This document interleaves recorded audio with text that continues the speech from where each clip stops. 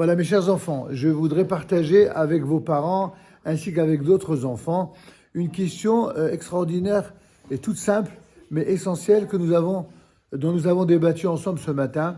On a posé la question de savoir comment se fait-il que certains enfants, n'osent pas dire qu'ils ne savent pas.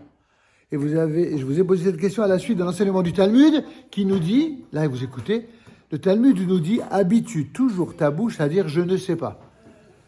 Quelle étrange directive que nos sages ont donnée. Le sage du Talmud nous dit « c'est comme ça que les maîtres d'Israël doivent enseigner à leurs enfants et c'est comme ça que les parents doivent enseigner également à leurs enfants, à leurs élèves.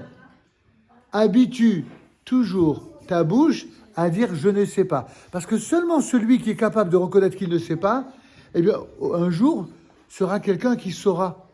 On est dans une génération où il y a beaucoup de gens qui parlent à tort et à travers et qui s'expriment dans des domaines dans lesquels ils ne sont pas compétents. Vous avez des médecins qui sont compétents et puis vous avez des gens qui parlent de médecine alors qu'ils n'ont pas fait des études de médecine. Vous avez des avocats, ils sont des spécialistes du droit. Et vous avez des messieurs je sais tout qui prétendent pouvoir expliquer des règles de droit alors qu'ils n'ont pas fait des études de droit. Et la même chose d'ailleurs pour le Talmud et pour le monde rabbinique. Vous avez des gens qui croient connaître la Torah plus que les rabbins. Alors mes enfants, vous devez comprendre que cette démarche qui consiste à dire « habitue toujours ta bouche à dire « je ne sais pas », c'est la démarche essentielle quand on démarre dans l'étude de la Torah au plus jeune âge. Et donc j'ai posé la question, à la suite de cette introduction, je vous ai posé la question, comment se fait-il que certains élèves, lorsque le professeur leur demande « est-ce que vous avez compris ?» et vous avez reconnu que beaucoup répondent « oui », alors qu'en vérité, ils ne savent pas. Je vous ai posé la question, à votre avis, pourquoi ? D'abord, la première réponse, c'est justement parce qu'eux n'ont pas été éduqués à habituer leur bouche à dire « je ne sais pas ».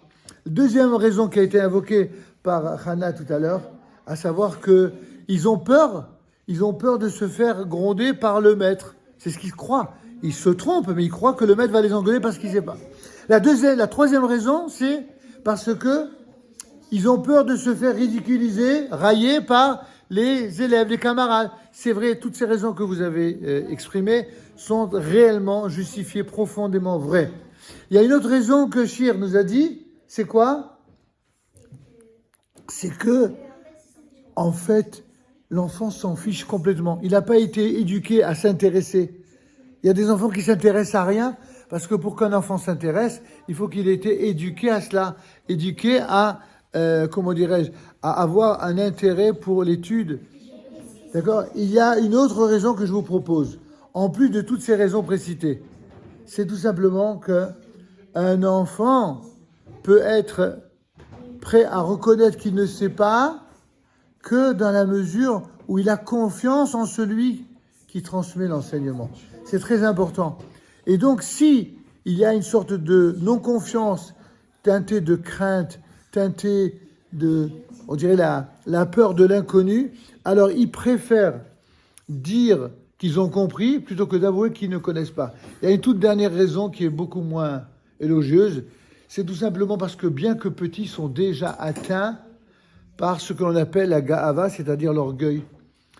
Il y a des enfants qui malheureusement n'ont pas toujours de bons exemples autour d'eux, d'où que cela vienne, et ils voient de quelle manière les gens réagissent.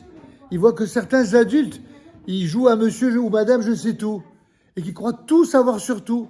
Alors ça les conditionne, ça les influence, sans le savoir. Ceux qui parlent comme ça aux enfants, les enfants finissent par croire que c'est pas bien de reconnaître et d'avouer qu'on ne sait pas. Ça, c'est l'enseignement qui est exactement inverse à l'enseignement du Talmud, celui qu'on vous a fait partager ce matin.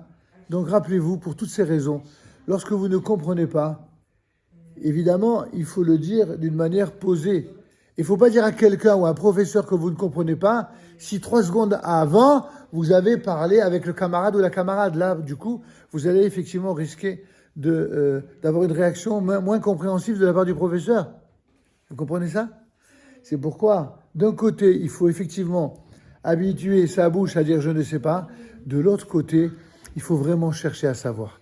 Et avoir un comportement qui soit le plus exemplaire possible. C'est celui, évidemment, que je vous invite à adopter. Et la plupart d'entre vous, c'est ce que vous faites constamment. Et je vous invite évidemment à poursuivre. Et top, alors on va passer à une autre question.